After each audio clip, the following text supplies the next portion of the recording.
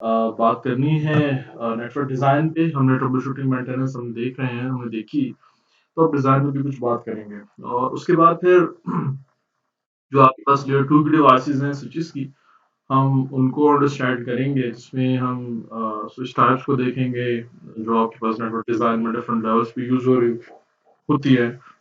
Then हम switching के methods पे बात करेंगे, हम हार्डवेयर फॉरवर्डिंग पे बात करेंगे और फाइनली जो टोपोलॉजी बेस्ड स्विचिंग है, हम उसको देखेंगे। और फिर जो एक टॉपिक आपने अपने अर्ली कोर्स में पढ़ा हुआ है, उससे रिलेटेड कुछ फर्दर डिस्कशन है वो करेंगे, जो कि एफएचआरपी है। बेसिकली इसमें 3 वेरिएंट्स हैं, हम एक को अंडरस्टैंड करेंगे।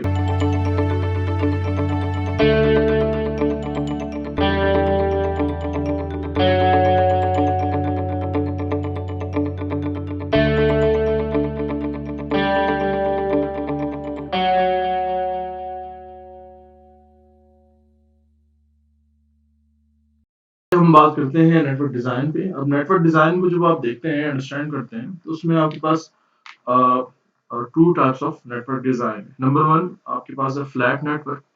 अब फ्लैट नेटवर्क वो नेटवर्क है जिसमें आपकी पूरी टोपोलॉजी जो है, उसमें इंटरकनेक्टिंग डिवाइस स्विच को आपने यूज़ किया हुआ है, लेयर 2 के स्विचेज़ जो हैं, उनको यूज़ किया हुआ है। अब उसमें सबनेट की इतनी कोई ज़्यादा रिक्वायरमेंट नहीं होती है। अब सबनेट की रिक्वायरमेंट का ना होने का हरगिज़ मतलब ये नहीं है कि यार उसके लिए आईपी चाहिए नहीं, ऐसा नहीं है। यानी आईपी आपके पास है, मगर उस टोपोलॉजी को, उस कनेक्टिविटी को, जो आपकी इंटरमीडिएट डिवाइसेज़ आ रही है, उनके रेफरेंस से जो हम देखते हैं, तो ऐसे कोई फर्दर सबनेट की आपको ज़रूरत नहीं पड़ती। जस्ट जो आपकी एंड डिवाइसेज़ हैं, जो आपके प्रिंटर्स हैं, स्कैनर्स हैं, एक्सेट्रा, जो आपकी डिवाइसेज़ हैं, जो पार्ट ऑफ नेटवर्क हैं, जो नेटवर्क में पार्टिसिपेट कर रही हैं, उनको आप आईपी जो है असाइन कर देते हैं। यानी मैं यूँ कह सकता हूँ कि हमारा जो पूरा नेटवर्क है, वो एक ही सबनेट में रिज़ाइड करता है। या अपनी रिक्वायरमेंट के मुताबिक आप चेंज भी कर सकते हैं, तो वो आपकी एंड डिवाइसेस पे ही यूज़ होगा। और लास्ट में इसमें जो इश्यू आपके पास है, वो इनसफिशिएंट यूज़ ऑफ बैंडविड्थ है, कि बैंडविड्थ की जो यूसेज है, क्योंकि सबनेटिंग करके हम जो चीज़ें अचीव कर सकते हैं, या जब हम लेयर 2 से टॉप की तरफ देखते हैं, या उन लेयर्स को यूज़ करते हैं, उन पे मौजूद डिवाइसेज़ हैं, उनके रेफरेंस से इसको देखते हैं, लेके चलते हैं, तो फिर आपके पास बहुत सारी ऑप्शंस आ जाती हैं, जिनका यूज़ करके आप बैंडविड्थ को कंट्रोल भी कर सकते हैं, आप फ़िल्टरिंग, मॉनिटरिंग और फर्दर जो ग्रैनुलर ऑप्शंस हैं, वो आपके पास अवेलेबल हो जाती हैं। मगर इस फ्लैट नेटवर्क में आपके पास वो नहीं होती, जो फ्लैट नेटवर्क का डिज़ाइन है। नंबर 2 आपके पास है हायरार्किकल नेटवर्क डिज़ाइन। जब आप हायरार्किकल नेटवर्क डिज़ाइन की बात करते हैं, तो उसमें वैसा नहीं है कि हमने बस स्विचेस लिए और एक स्विच से दूसरे स्विच को कनेक्ट किया और देन ऑन सो ऑन, जैसे-जैसे हमारी रिक्वायरमेंट आती गई, एक्सटेंशन की, हम अपना नेटवर्क एक्सटेंड करते गए, तो ऐसा कोई सिनेरियो नहीं है। ये ऑर्गेनाइज़ और लेयर्ड अप्रोच का यूज़ करते हुए हम डिज़ाइन करेंगे इसमें। बेसिकली इसमें स्पेसिफिक लेयर्स होती हैं, और लेयर्स पे स्पेसिफिक डिवाइसेज़ होती हैं, जैसे आपने प्रीवियसली अंडरस्टैंड किए हैं बाकी मॉडल्स। तो इसी तरह ये भी एक मॉडल है, जिसमें डिफरेंट लेयर्स पे डिफरेंट डिवाइसेस को यूज करके हम अपने नेटवर्क को डिजाइन करते हैं। अभी हम इस पे बात भी करेंगे। और इसका जो सबसे बेहतर पॉइंट है, जो आपको पुश करता है कि मैं रादर देन फ्लैट नेटवर्क को यूज करूं, मैं हायरार्किकल नेटवर्क को यूज करूं, तो एक तो ये मैनेजेबल है, ये आपको एज प्रोवाइड करता है आपके एडमिनिस्ट्रेशन में। और फाइनली जो उसमें मेन पॉइंट है, वो है कि जो आपकी बैंडविड्थ है, आप उसको एफिशिएंटली यूटिलाइज कर सकते हैं, यूज कर सकते हैं। ये एक आपके पास टोपोलॉजी है, जिसमें आप कंपैरिजन कर सकते हैं कि भाई हमारे पास जो फ्लैट और हायरार्किकल नेटवर्क डिजाइन है, बेसिकली वो होते किस तरह के हैं। तो अब तक जो हमने बात की है, ये उसकी टोपोलॉजी में रिप्रेजेंटेशन है, जिसमें आपको जो टॉप में एक टोपोलॉजी या फिगर नजर आ रही है, ये रिप्रेजेंट कर रही है अ, हमारे जो फ्लैट नेटवर्क है उसको, जिसमें आप देख सकते हैं कि भाई तमाम कंप्यूटर्स जो हैं, वो स्विच से कनेक्टेड है, और स्विचेस जो आपस में कनेक्टेड है। अब इसमें आपके पास एक लार्ज ब्रॉडकास्ट डोमेन है, यानी वो जो बेसिक इनिशियल में आपने इश्यूज नेटवर्क के अंडरस्टैंड किए थे, ये वो इशू आप दोबारा खुद क्रिएट कर रहे हैं।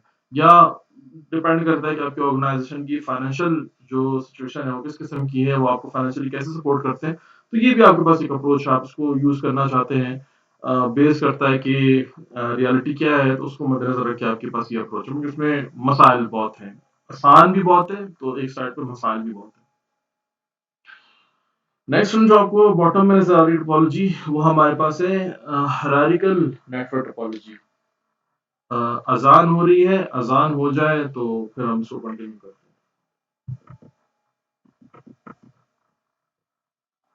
हैं। जी, तो हम बात कर रहे थे हायरार्किकल नेटवर्क मॉडल पे, और हम उसमें कंपैरिजन कर रहे थे फ्लैट नेटवर्क से। यानी जो आपके पास नेटवर्क डिजाइन में दो अप्रोचेज हैं, फ्लैट और हायरार्किकल, इसको हम देख रहे थे। तो अब हम फर्दर देखते हैं जो आपका हायरार्किकल नेटवर्क लेयर है, जो उसकी लेयर्स हमने अंडरस्टैंड की हुई है, लेयर पे डिपेंड करता है। तो उसमें आपके पास नंबर ऑफ लेयर्स हैं। नंबर वन, एक तो आपको ट्रबल शूटिंग में और मैनेजमेंट में ये काफ़ी हेल्पफुल रहता है कि नेटवर्क को मुझे मैनेज करना है, एक नेटवर्क का इशू आ गया है, कोई एरर है जिसको मैंने टी शूट करना है, तो उस लिहाज से as compared to flat network ये काफ़ी इजी है, आपको इसमें एज मिलती है। नंबर टू जो पॉइंट है वो ये है कि इसमें जितनी भी रिसोर्सेज आपके पास अवेलेबल हैं, आप उनको एफिशिएंटली यूज कर सकते हैं। अब जो लेयर्स इसमें है, जिसकी बेस पर हम उसको कहते हैं कि ये हायरार्किकल नेटवर्क डिजाइन मॉडल है, उसमें आपके पास थ्री लेयर्स हैं: एक्सेस लेयर, डिस्ट्रीब्यूशन लेयर और कोर लेयर। अब एक्सेस लेयर जो है वो आपकी लास्ट लेयर होती है, जहां पर हमारी एंड डिवाइसेस जो है वो रिजाइड करती हैं, यानी जहां पर आपके पास स्पैनिंग ट्री जो है, आपके पास इस किस्म की अदर जो ऑप्शंस हैं, टेक्नोलॉजीज हैं जिनको आप यूज करना चाहते हैं, जैसे कि पावर ओवर ईथरनेट है, एक्सेट्रा एक्सेट्रा, तो वो आपको यहाँ पर मिल रही होंगी। यानी आपकी जो एंड डिवाइसेस हैं, प्रिंटर्स, स्कैनर, एक्सेट्रा जो डिवाइसेस हैं, वो सारी एक्सेस लेयर पे होंगी। उसके बाद नंबर टू आपके पास है डिस्ट्रीब्यूटेड लेयर। अब डिस्ट्रीब्यूटेड लेयर जो है वो कोर और एक्सेस लेयर के दरम्यान में इंटीग्रेशन का या एग्रीगेशन का जो काम है वो परफॉर्म करेगी। जो नेटवर्क के रेफरेंस से वर्ड होगा वो है एग्रीगेशन, यानी एग्रीगेशन लेयर है। अब ये ब्रिज कर रही होती है टू नेटवर्क्स को। एक नेटवर्क वो जो कि आपका एक्सेस लेयर पे है, जिसको हम लैन के नाम से जानते हैं, और वो नेटवर्क जो कि आउटसाइड का है, जिसको हम इंटरनेट यानी वैन के नाम से जानते हैं। तो वहाँ की जो डिवाइसेस हैं उनके दरमियान में आपने जो कनेक्टिविटी की रिस्पॉन्सिबिलिटी जिन डिवाइसेस को देनी है, वो सारी की सारी डिसाइड करती हैं डिस्ट्रीब्यूशन लेयर पे। अब यहाँ पर आपके पास रिडंडेंट डिवाइसेस होंगी, रिडंडेंट लिंक्स होंगे, और फाइनली हमारे पास जो है वो कोर लेयर है।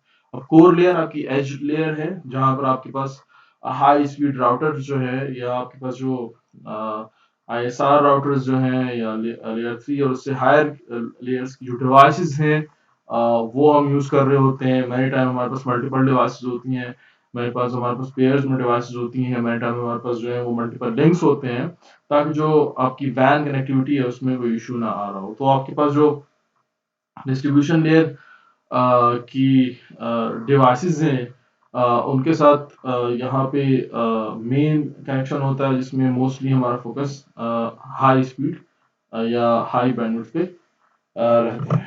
तो ये आपके पास हायरार्किकल नेटवर्क डिज़ाइन है। इसके बाद हमारे पास नेक्स्ट जो पॉइंट है वो है नेटवर्क टोपोलॉजी के जो आर्किटेक्चर है, उस पे हम फर्दर बात करेंगे इन्हीं लेयर्स को लेके, जो भी हमने अंडरस्टैंड की। तो आपके पास जो अब नेटवर्क टोपोलॉजी के आर्किटेक्चर को हम देखेंगे, तो उसमें हम उन्हें तीन लेयर्स को जब लेके चलते हैं, तो आपको उसमें फर्दर दो टाइप्स आ जाती हैं। एक आपके पास है थ्री टेयर, और नंबर टू आपके पास है टू टेयर्स। यानी लेयर्स उतनी ही है, मगर थ्री और टू का जो मेन डिफरेंस है वो ये है कि जो थ्री लेयर्स है उनमें हम उन थ्री लेयर्स की रिस्पॉन्सिबिलिटी उन थ्री पे ही रखते हैं।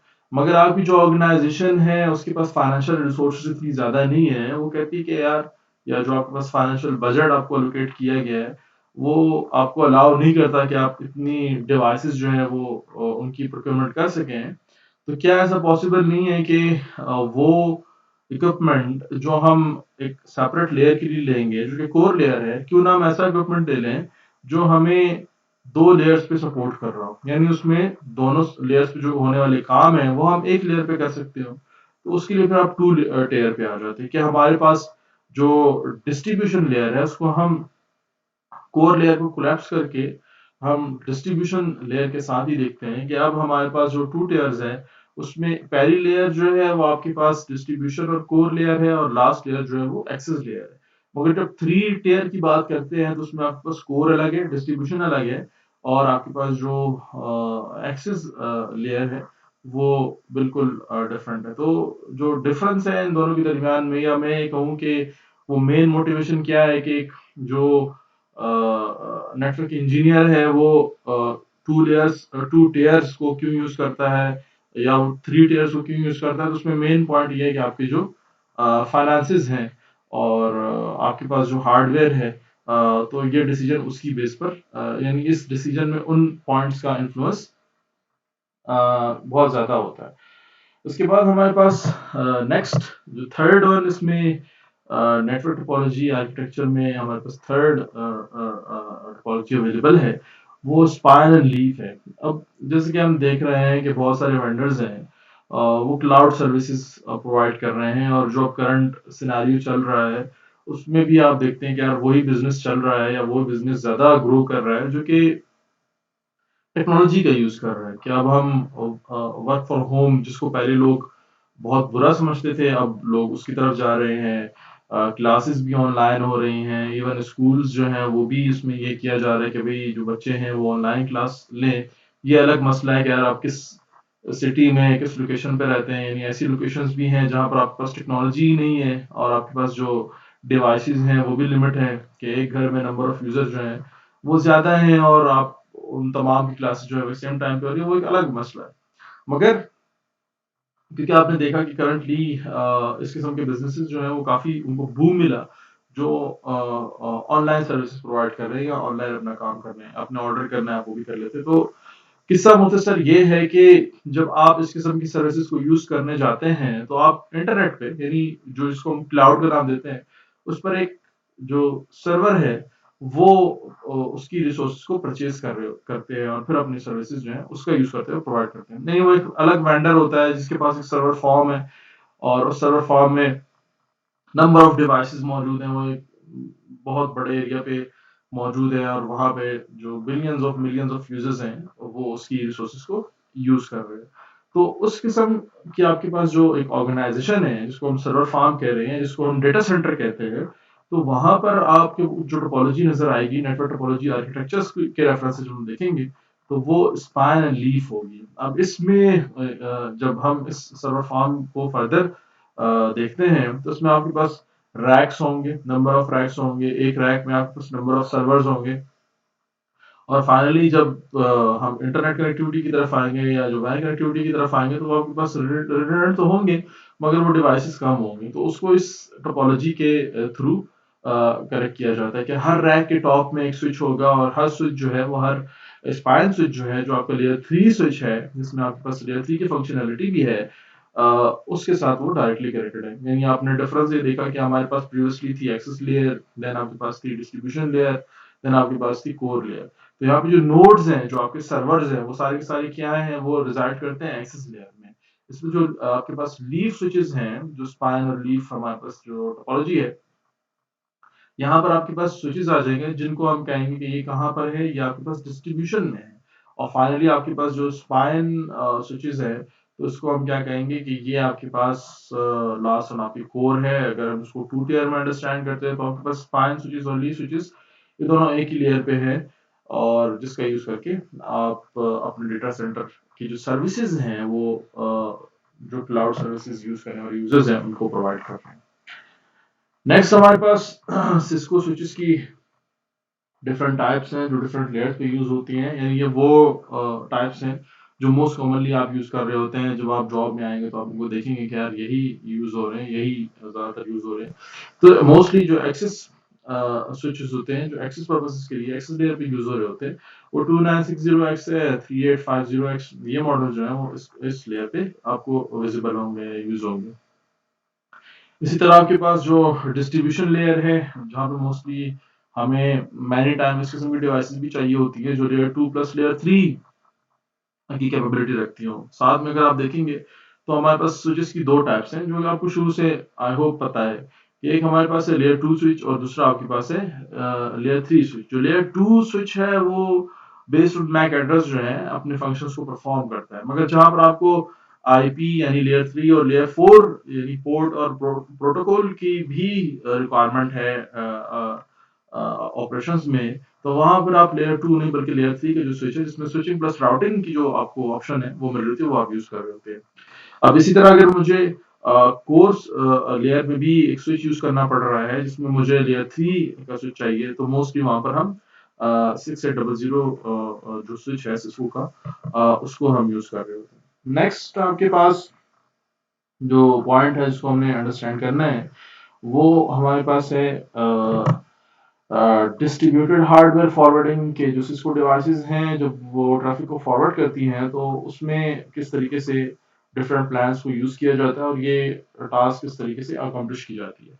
इससे पहले कुछ और बातें भी हैं मगर वो बहुत सिंपल हैं, मैं थोड़ी सी उसमें बात कर लेता हूँ कि भाई सिस्को का जो स्विच है या जो हमारे पास मैनेजेबल स्विच है वो किस तरीके से बिहेव करता है। तो उसका जो ऑपरेशन है वो बिल्कुल सिंपल है, वो ये है कि स्विचेस अपने पास डेटाबेस मेंटेन करते हैं जिसको हम मैक एड्रेस टेबल या कैम एड्रेस टेबल के नाम से जानते हैं। कॉन्टेंट एक्सेस मेमोरी या मीडिया एक्सेस कंट्रोल जो आपके पास है उसका ये टेबल पॉपुलेट करते हैं, जिसका जो पैटर्न है वो ये है कि जब स्विच के पास से ट्रैफिक थ्रू होती है तो वो सोर्स मैक एड्रेस को देखता है, और अगर वो मैक एड्रेस इसके टेबल में जिसका नाम हमने रखा कि वो कैम है या सैम मैक है या कैम है, उसमें अगर वो अवेलेबल नहीं है तो पोर्ट के साथ एसोसिएट करके उसको इंटर कर लेता है और जो डेस्टिनेशन है वो इसी टेबल को स्टडी करके फॉरवर्ड कर देता है। यानी फर्स्ट इसके पास नॉलेज नहीं होती है मगर बाद में इसके पास काफी नॉलेज आ जाती है। इसके पास ये टेबल जो डेटाबेस है वो पॉपुलेट हो जाता है जिससे इसको पता होता है कि भाई कौन कौन से मैक्स जो है वो कौन कौन से इंटरफेसेस पे है। अब जब हम फर्दर इसको एडवांस में लेके चलते हैं तो जब हार्डवेयर फॉरवर्डिंग की बात आती है इसमें डिस्ट्रीब्यूटेड हार्डवेयर फॉरवर्डिंग को आपने देखना है, तो ये टास्क जो है डिवाइड कर दी जाती है दो प्लेन्स पे, जिसमें आपके पास एक है कंट्रोल प्लेन और दूसरा है डेटा प्लेन। कंट्रोल प्लेन पे इंफॉर्मेशन को बिल्ड करना उसको स्टोर करना, जैसे कि हमने बात की कि भाई टेबल्स होंगे, डिपेंड करता है कि लेयर 2 लेयर 3 की डिवाइस है, और फॉरवर्डिंग डिसीजन लेना। और जो डेटा प्लेन है उसके पास फॉरवर्डिंग पैथ होते हैं कि भाई ये पोर्ट है और ये पोर्ट है, ये इन है ये आउट है, तो ये उसकी रिस्पॉन्सिबिलिटी होती है। तो ये आपके पास डिफरेंट प्लेन्स हो गए। अब जो आपके पास मल्टी लेयर स्विचेस होते हैं फिर उनमें ये डिफरेंट होते हैं, बाकी जो स्विचेस आपके पास लेयर 2 के हैं वो बड़े सिंपल होते हैं। अब इसको जरा हम आगे लेके चलते हैं तो स्विचिंग का जो मेथड है वो ये यूज कर रहे होते हैं। नंबर आपके पास 1 है प्रोसेस स्विचिंग, नंबर 2 आपके पास है फास्ट स्विचिंग, और लास्ट वन आपके पास है सिस्को एक्सप्रेस फॉरवर्डिंग। अब जो प्रोसेस स्विचिंग है वो सबसे स्लोएस्ट ऑप्शन है। नंबर 2 आपके पास है फास्ट स्विचिंग जो कि राउट कैशिंग के नाम से भी जानी जाती है, जिसके साथ आपको ये एक डायग्राम भी नजर आ रही है जिसको हम राउट कैशिंग के नाम से भी जानते हैं। और लास्ट में आपके पास जो सिस्को सेफ है जिसको हम टोपोलॉजी बेस्ड स्विचिंग कहते हैं, जिसमें फिब इन्वॉल्व होता है। तो वो कुछ इस तरीके से काम कर रहे होते हैं कि आपके पास जो एसिक हैं वो टेबल पॉपुलेट करते हैं और आपके पास जो राउटर का प्रोसेसर है वो फॉरवर्डिंग टेबल पॉपुलेट कर रहा होता है और उसकी बेस पर फिर ये डिसीजन लिया जाता है जिसमें इंफॉर्मेशन कैश करके फॉरवर्ड किया जाता है। तो जिसकी वजह से जो स्विचिंग है वो काफी फास्ट हो जाती है। अब आगे चलते हैं और हम अपनी जो नेक्स्ट लेयर 2 से रिलेटेड टेक्नोलॉजी है उस पर बात करेंगे जो कि है एफ एच आर पी। देखें एफ एच आर पी जो है सॉरी बिल्कुल एफ एच आर पी जो है इसके तीन वेरिएंट्स आपके पास हैं। एफ एच आर पी क्या है, क्यों यूज होता है, उसका बड़ा सिंपल सा आंसर आपने देना है कि ये जो डिफॉल्ट गेटवे है उसकी प्रोटेक्शन के लिए हम यूज करते हैं। ये हमारे पास लेयर 3 रिडंडेंसी प्रोटोकॉल, और F H R P stand for first hop redundancy protocol. First hop क्या होता है? अभी फर्स्ट हॉप वही होता है जो हर डिवाइस का डिफॉल्ट गेटवे होगा कि आपने एक सोर्स डेस्टिनेशन को एक्सेस करना है, तो पहला हॉप इसका क्या आएगा? इसका पहला हॉप वही आएगा जिसका यूज करके इसने नेटवर्क से बाहर जा रहा है, और हर नेटवर्क से बाहर जाने के लिए जो एड्रेस होता है वो लेयर 3 डिवाइस का होता है और उसको हम डिफॉल्ट गेटवे के नाम से जानते हैं। इसके 3 वेरिएंट्स जो है वो आपके पास HSRP, VRRP एंड GRPP। इनमें थोड़ी सी वेरिएशन है बाकी जो काम है वो तीनों का एक ही है। तो हम फोकस करेंगे HSRP पे। अब HSRP जो है वो कुछ इस तरीके से काम करता है। बेसिकली इसको प्रोप्राइटरी है। तो आपके पास उसमें एक होगा एक्टिव गेटवे और दूसरा आपके पास है स्टैंड बाय गेटवे। इसमें हम एक वर्चुअल मैक एड्रेस जो है वो अलाउ करवा क्रिएट कर देते हैं और जो उसमें पार्टिसिपेट करने वाली डिवाइसेस हैं वो पार्ट ऑफ ग्रुप होती हैं। अब हर डिवाइस जो है उसके पास गेटवे तो होगा, मगर वो राउटर नंबर 1 और राउटर नंबर 2 का नहीं होगा, वो एक वर्चुअल गेटवे होगा। ठीक है, तो उसका उसका मैक और उसका जो आईपी है ये दोनों वर्चुअल होंगे, जिसकी बेस पर हम इसको आगे लेके चल सकते हैं। इसको जरा हम फर्दर अंडरस्टैंड करते हैं कि इसमें जो एक्टिव और स्टैंड बाय का इलेक्शन है वो किस तरीके से होता है। तो इसमें आप प्रायोरिटी की वैल्यू देते हैं और उसकी बेस पर फिर डिसाइड किया जाता है कि भी कौन सा राउटर है वो एक्टिव रहेगा और कौन सा जो राउटर है वो एक्टिव नहीं बल्कि वो स्टैंड बाय रहेगा। और इनके दरमियान में प्रोपेगेशन भी हो रही होती है कि अगर एक्टिव जो है वो डाउन हो गया है तो फॉरन जो है स्टैंड बाय वो आपको एक्टिव के बिहेवियर में मिलेगा और वो आपके ट्रैफिक को एंटरटेन करना शुरू कर देगा। अब इसमें जब हम देखते हैं कि जो आपकी एक्टिव डिवाइस है, यानी वो डिवाइस जो आपकी क्यूरी को एंटरटेन करेगी, जिसमें हम देखते हैं कि आर्क कैश भी होता है। तो आर्क कैश में मैक एड्रेस का होना जरूरी है। अब मैक एड्रेस की जो एग्जांपल है वो आपको ऊपर नजर आ रही है कि ये मैक एड्रेस जो है वो यूज हुआ है। अब इसमें लास्ट के जो दो हेक्स वैल्यूज हैं वो एक्स एक्सिस की लिखे हुए हैं कि वो ग्रुप को आइडेंटिफाई करते हैं कि यार वो अगर राउटर नंबर 1 है, राउटर नंबर 2 और राउटर नंबर 3 है, तो आपने इसमें जो भी ग्रुप रखा है तो उसके हिसाब से ये नंबर जो है वो सेम रहता है, जिससे ग्रुप की आइडेंटिफिकेशन हो जाती है। और मैक एड्रेस जो है वो आपको आईपी के बारे में, यानी जो मैपिंग आपको चाहिए होती है कैश करवाने के लिए, तो उसमें आपको ये वर्चुअल एड्रेस मिल जाता है। अब ये सारे के सारे काम किस तरीके से होता है, तो इसकी जरा हम एक अभी एग्जांपल भी देख लेते हैं कि इसकी जो कॉन्फ़िगरेशन है वो किस तरीके की होगी। मगर इससे पहले हम ज़रा इसकी जो स्टेट्स हैं उनको हम अंडरस्टैंड करते हैं कि सबसे पहले जो आपके पास स्टेट होती है वो इनिशियल होती है, जिसमें आप कॉन्फ़िगरेशन स्टार्ट करते हैं। उसके बाद ये लर्निंग स्टेट में जाते हैं, देन लिसन में जाते हैं, जिसमें एक दूसरे को लिसन कर रहे होते हैं कि जो एक्टिव है वो अप है, जो स्टैंड बाय है वो एक्टिव को देख रहा होता है। इसके अलावा इनमें स्पीकिंग और स्टैंड बाय और एक्टिव की जो स्टेजेस हैं वो तब आते हैं जब जो एक्टिव है वो डाउन हो जाता है। तो एक्टिव स्पीकिंग जो है, जो स्टैंड बाय है वो एक्टिव का रोल जो है प्ले कर रहा होता है। और इसी तरह जब एक्टिव दोबारा आ जाता है तो स्पीकिंग के बाद वो स्टैंड बाय जो प्रीवियसली था वो दोबारा अपने इस स्टेज में आ जाता है। तो ये इसके डिफरेंट स्टेट्स है। अब इसकी जब हम कॉन्फ़िगरेशन देखेंगे तो आपके पास राउटर 1, राउटर 2 अवेलेबल है। राउटर 1 पर हम आए, हमने बताया कि भई ये हमारा इंटरफ़ेस है और इस पे हमने एड्रेस कॉन्फ़िगर किया। देन स्टैंड बाय 1 हमने बताया, हमने आईपी उसको बता दिया। वो ऊपर जो आईपी हमने बताया वो उसका एक्चुअल आईपी है। मगर जो अभी हमने आईपी बताया वो क्या है, वो वर्चुअल या लॉजिकल यानी वो जो रिडंडेंसी के लिए यूज़ हो रहा है, जो कि आपके गेटवे को प्रोटेक्ट करेगा, वो गेटवे एड्रेस है जो कि इसमें पार्टिसिपेट कर रहा है। इसके बाद स्टैंड बाय 1 आपने बताया, प्रायोरिटी हमने बता दी यहाँ पे 150 और फाइनली हमने प्रीएम्प्ट की जो कमांड है वो रन कर दी है। देन आपके पास राउटर नंबर 2 है जिसमें हमने इंटरफेस पे आके दोबारा कॉन्फ़िगरेशन की, हमने उस इंटरफेस का जो एक्चुअल आईपी है वो बताया और उस पे हमने वर्चुअल आईपी भी मेंशन करवा दिया। तो इस तरीके से आप इसकी कॉन्फ़िगरेशन कर सकते हैं।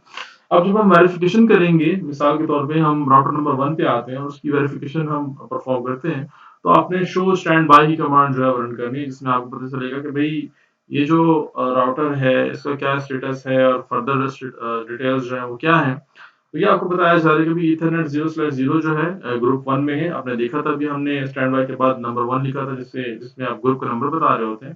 तो ग्रुप नंबर 1 है, स्टेट क्या है इसकी? इसकी एक्टिव है, यानी राउटर नंबर 1 जो है वो स्टैंड बाय नहीं है बल्कि वो एक्टिव राउटर है। 2 स्टेट चेंज हुई है इसकी। इसमें आपको एड्रेस भी नज़र आ रहा होगा, वर्चुअल आईपी एड्रेस। देन आपको ये भी इसमें मेंशन हो रहा है कि एक्टिव वर्चुअल मैक एड्रेस जो है वो ये है। जैसे कि हमने अंडरस्टैंड किया था कि 000 डॉट 0C07 डॉट AC और लास्ट में जो दो आपके पास हेक्स वैल्यूज हैं वो वैल्यू होंगी जो ग्रुप की होंगे। तो आप देख सकते हो कि 01 इसलिए शो हो रहा है क्योंकि हमने जो ग्रुप यानी स्टैंड बाय के 1 जो हमने नंबर बाद जो नंबर हमने एंटर किया था वो 1 है। लास्ट में आपको स्टैंड बाय राउटर की डिटेल मिल रही है कि भाई स्टैंड बाय राउटर जो है उसका आईपी ये है, मगर जो वर्चुअल आईपी है वो यहाँ पे फ्लिप होता रहेगा, स्विच होता रहेगा, और प्रायोरिटी भी आपको नजर आ रही होगी, यहाँ पे 110 है और वहाँ पे 150 है। तो ये आपके पास इसकी वेरिफिकेशन है। अब इसमें जो आपके पास फर्दर ऑप्शन है, एच एस आर पी के दो वर्जन हमारे पास अवेलेबल हैं, जो अभी लास्ट स्लाइड में हम देख लेंगे। जो वर्जन 1 है वो आपको डिफॉल्ट फीचर्स इसके प्रोवाइड करता है और उसमें ग्रुप्स की भी लिमिट है। मगर आपको ग्रुप्स अगर ज्यादा चाहिए हैं और आप चाहते हैं कि भाई मैं पर वीलैन की बेस पे, जैसे आपने अपने एसोसिएशन के लेवल पे स्टडी किया था कि भाई हमारे पास एसटीपी तो है, मगर हम पर वीलैन एसटीपी भी क्रिएट कर सकते हैं, पीवीएसटी जिसको आप के नाम से आप जानते थे कि भाई हमारे पास टोपोलॉजी में एक लिंक ब्लॉक हुआ है, तो वो एक वीलैन के लिए ब्लॉक कर देते हैं, बाकी वीलैन के लिए उसको अलाउ कर देते हैं। तो क्या ऐसा पॉसिबल है? हाँ, ऐसा पॉसिबल आप कर सकते हैं। उसका क्या फायदा था? उसका ये फायदा था कि वो पूरी लिंक जो थी वो डाउन नहीं थी, बल्कि आप उसको यूटिलाइज कर रहे थे डिफरेंट वीलैंस के लिए, कि एक वीलैंस के लिए वो ब्लॉक है तो दूसरे वीलैन के लिए कोई और ब्लॉक है, और लास्ट वीलैन के लिए हमारे पास कोई और ब्लॉक है। हमारे पास 3 स्विचेस हैं, 3 लिंक्स हैं और 3 वीलैंस हैं, तो हर वीलैन के लिए आपने डिफरेंट डिफरेंट लिंक्स को ब्लॉक कर दिया है कि वो एक वीलैन के लिए ब्लॉक है मगर बाकी के लिए यूज हो रहा है, जिससे आपकी जो लूप है वो भी प्रिवेंट हो रही है, और जो लिंक आपकी डाउन आपने रखी हुई थी वो भी यूटिलाइज हो रही है, वो डाउन नहीं है। तो इसी तरीके से आपने अगर एचएसआरपी को ग्रुप्स के शेप में, ग्रुप्स के तौर पे यूज करना है, जिसमें आप कहते हैं कि मल्टी ग्रुप एचएसआरपी मैं यूज करना चाह रहा हूँ वीलैंस की बेस पे, तो उसमें फिर आप जो कॉन्फ़िगरेशन है वो जिस किस्म की करेंगे कि हम स्विच नंबर 2 को देख लेते हैं, जो आपको राइट साइड पे कॉर्नर में नजर आ रहा है। उसमें हमने स्पैनिंग ट्री, वीलैन 10, वीलैन 20 और रूट हमने बताया कि भाई एक प्राइमरी है और सेकेंडरी है। देन आप देख सकते हैं कि हम इंटरफेस वीलन 10 में आ गए हैं, हमने उसका एड्रेस मेंशन करवाया। देन हम आप देख सकते हैं कि उसके लिए हम जो ग्रुप बना रहे हैं वो 10 है, और इस तरह बॉटम में आप देखोगे तो इंटरफेस वीलन 20 आपने बनाया है, और जिसके लिए हमारे पास जो स्टैंड बाय है वो 20 है। यानी यहाँ पर एक एक स्विच के लिए सॉरी एक जो आपके पास ग्रुप है वो 20 का है और एक जो है 10 का है, और डिफरेंट आपके पास जो ग्रुप है एचएसआरपी के वो इस तरीके से आप यूज कर रहे हैं, यूटिलाइज कर रहे हैं।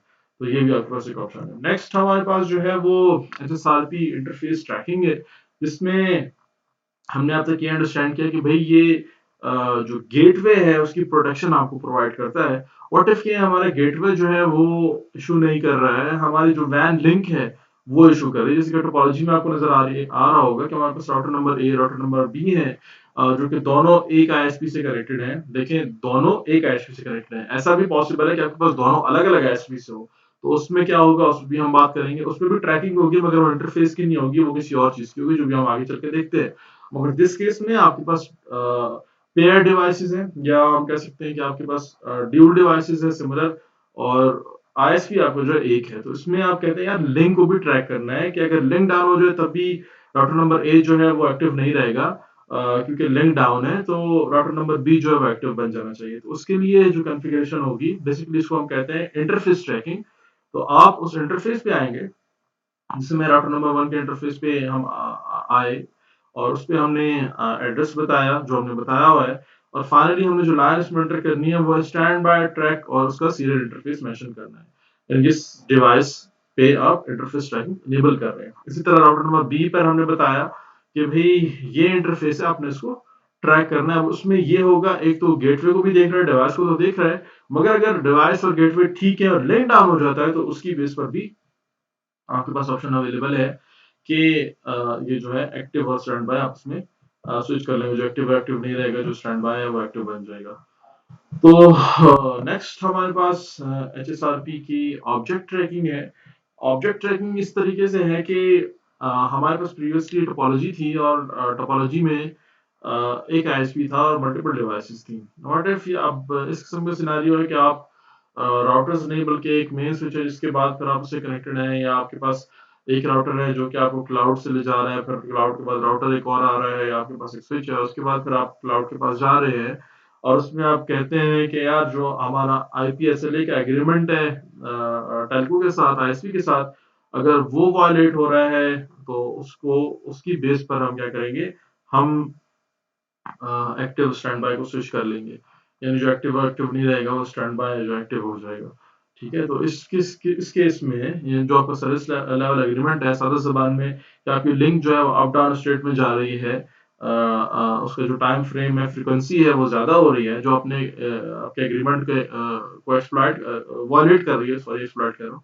आपने आपको बताया गया था कि वो फ्रीक्वेंसी उसकी 1-2 रहती है, मगर वो 5 से भी ऊपर जा रही है, 5 तक आ रही है, तो उसमें फिर आप क्या करेंगे, आप ऑब्जेक्ट ट्रैकिंग की जो ऑप्शन है उसको कॉन्फ़िगर करेंगे।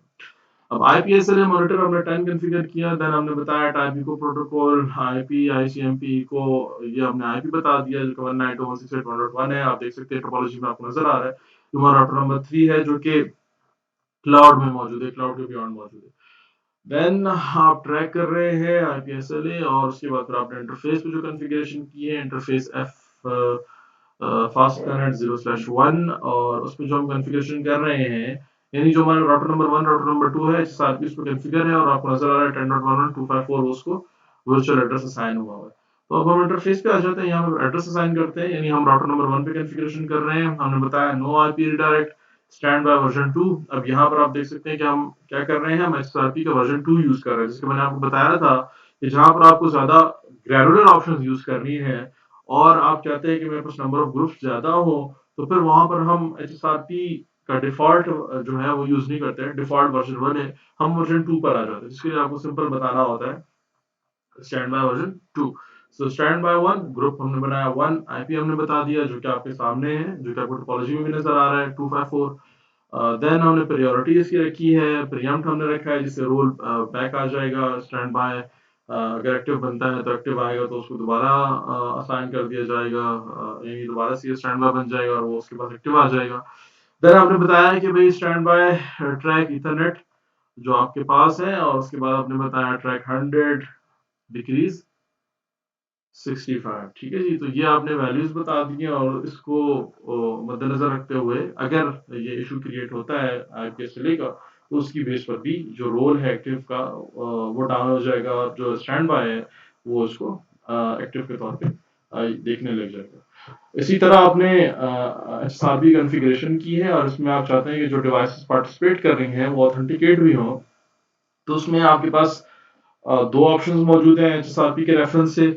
प्लेन टेक्स्ट में भी आप ऑथेंटिकेट कर सकते हैं जो कि रिकमेंडेड नहीं है, और एमडी5 जो कि रिकमेंडेड है आप उसको यूज कर सकते हैं या हम करते हैं।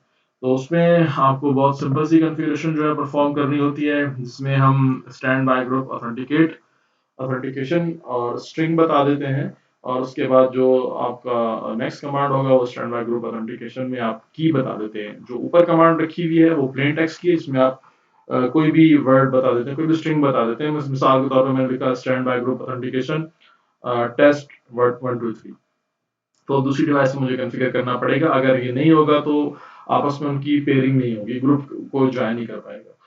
और इसी तरह अगर आप MD5 पे आना चाह रहे हैं तो फिर आप बताते हैं MD5 की स्ट्रिंग, यानी MD5 के बाद आपने बताया की स्ट्रिंग और फाइनली आपने बता दिया स्ट्रिंग।